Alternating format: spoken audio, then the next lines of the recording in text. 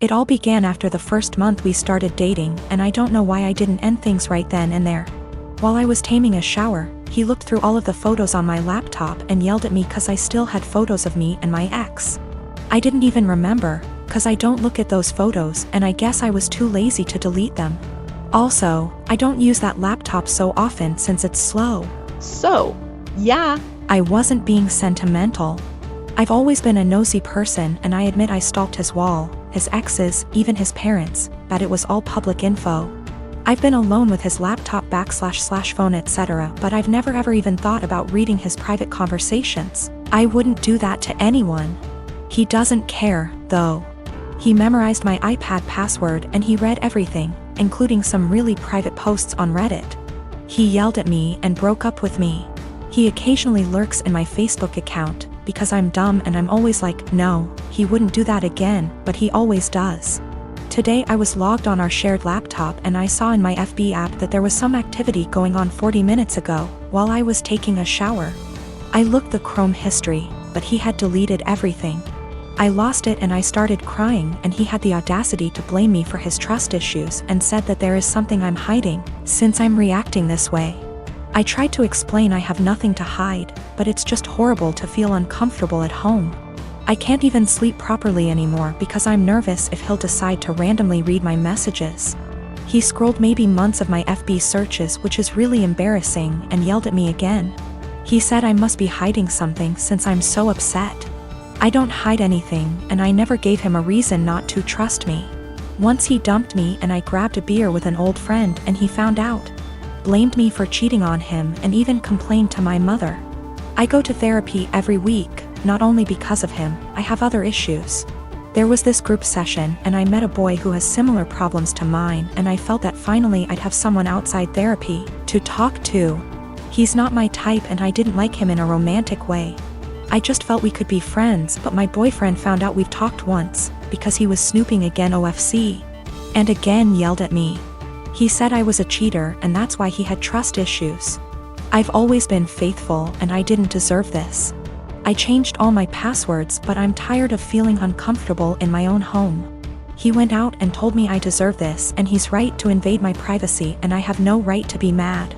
I don't know what to do anymore. I finally picked up some courage and ended this pathetic excuse of a relationship.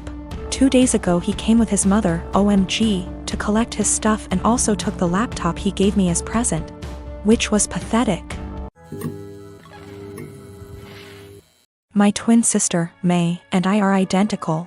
At the end of our first year of college, I was in a car accident, and I ended up with a facial scar and major trauma. I started seeing a therapist because of the nightmares and the fact that I was panicking any time I got into a car. That led to me realizing there were some deeper issues, which we worked on. As part of that work, I got a physical. Started working with a dietitian to fix my diet and the smorgasbord of vitamin deficiencies it caused. I started working out, strength training 3 days and sprints or hit on 3 with our older sis. By the end of our first year of college, we had each gained about 30 pounds. By the end of the next year, I had lost half of it, but I was smaller at 134 pounds. Than my previous 120 because of the muscle mass. And that's been my size for the past half-decade. I found a new beautician, and she gave me long layers to make my natural curls be curls instead of waves of frizz.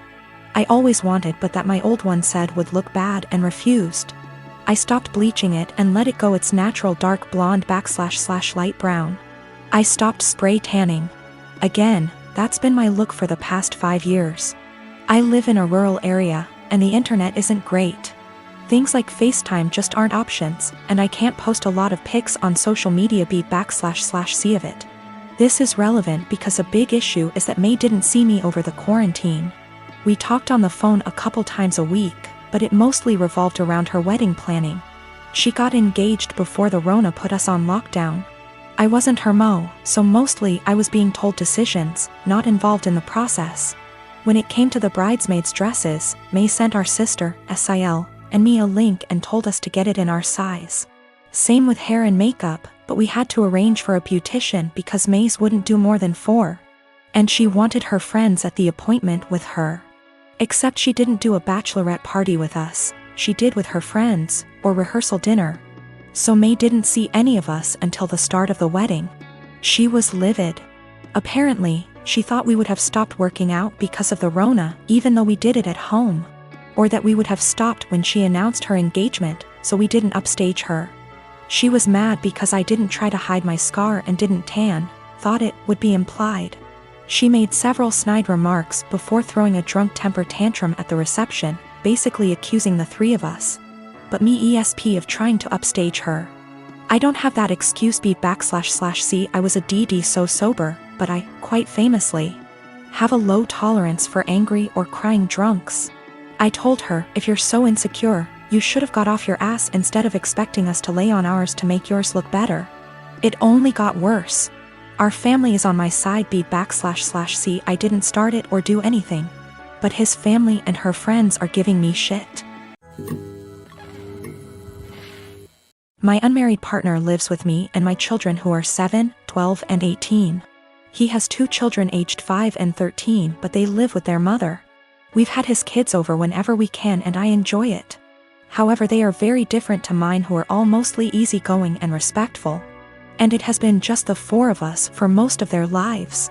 His kids are very loud, destructive and demanding often. We made the adjustment, and eventually they started staying over every other weekend.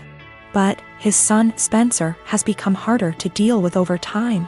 He'll blow up if he doesn't get his way, insult my son if he loses a game, goes into the bedrooms and takes things without asking. Complains about every meal we make, expects us to buy him whatever he wants no matter cost. And generally acts like a spoiled brat. He can also be sweet, of course. He's a child and he's not evil, but this is fairly constant. We don't let it slide, but I also want to give him benefit of the doubt. He's 13, he could be acting out for lots of reasons with a weird family dynamic, I'm sure. I try my hardest to help him feel comfortable and heard W//us, but his entitlement is rampant. It started to stress my kids out, and yesterday was the last straw for me. We were all about to go to the mall when my 12Y//O son asked if anyone had seen his birthday money. He had $100 saved, disappeared from his desk. Everyone, including Spencer, looked everywhere. Spencer even asked my son if he'd spent it and forgot, or if he'd left it at school, etc. Spencer then went outside to sit in the car alone and wait to leave. My partner went out to talk to him, which eventually led to getting him to empty his pockets. He had stolen the $100 to spend at the mall. My partner told him off, texted his mom about it and told me, then gave it back to my son. Quietly furious, we went out as planned after a talk with Spencer as to not ruin the day for the other kids. He didn't seem to feel guilty at all, even asked us to get him a $120 jacket while out. Once they were back at their mom's, I told my partner I don't want Spencer in the house anymore, at least for now. I do love his kids, and I don't want them to not see their dad. My partner has a house he doesn't use, so I suggested on those weekends we take the kids there for now. Then when any of mine aren't feeling it, they can go home and we can get some quality time, and so his kids don't have to share his attention as much. He thinks this is dramatic, an overreaction. I've told him I'm open to other ideas but won't budge from my stance. I don't want my kids feeling like they need to guard their space or to be uncomfortable in their own home. My youngest has autism and gets overstimulated with them around sometimes. He gets along W//5Y//O but needs breaks. My 12Y//O is quite anxious and 18Y//O has bipolar disorder. They're introverted, home is their safe haven and weekends are the only real free time they have. But, I also don't want to be unfair to his kids. About 5 years ago, my now estranged daughter, ED, cheated on her boyfriend, Brad, and got together with a guy, Ken. He quickly started isolating her from family and my husband and I from her kids. Brad had moved back to his home state devastated after the breakup. I discussed red flags W//her. I let her know we are here for her and concerned. Her and Ken suddenly took off and moved to another state. For 5 months, my husband and I worried about her and the kids as we had N//C at all with them. One day CPS showed up at our door with the oldest child. He was obviously injured from abuse that was reported by the school. We had no idea they had moved back to the area. We agreed to take them in. The next 20 mon were traumatic, complicated, emotional, and difficult for everyone. Through it we re-established a relationship with the older child's dad, Dan.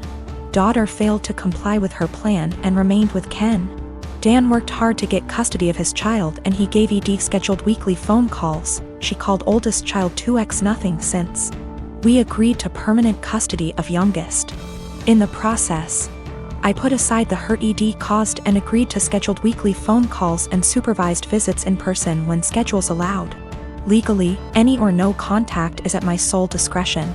Ken was not allowed to interfere / attend. ED quit calling / scheduling visits after 3 mon. I reset the call schedule to 1 XEA mon. No calls. 6 mon later she calls and wanted me to drop everything for a visit the following day. I couldn't because I had to go back to work. Calls stopped again. She left Ken, has a new BF. I know nothing else about her life / whereabouts. She started calling again about a year ago and I let her know that if she was consistent with her monthly scheduled calls, we would move towards weekly calls again. She called 2 months in a row, skipped a couple months then called 2 more months in a row. Last one happened to be night before child's birthday. She asked him what he wanted for his birthday. He said a call from her. The next day, as he blew out candles he said, "My mom is gonna call now." He had the biggest smile on his face. Call never came. He refused my offer to call her. We survived an emotional meltdown. Next month, no call, just a text after with a lame timing excuse as to why and sorry about the birthday call, she didn't feel well.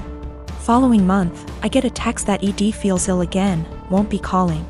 I am beyond frustrated at this point. I have looked past her refusal to rebuild a relationship with us, but when it comes to the kids my heart aches for them.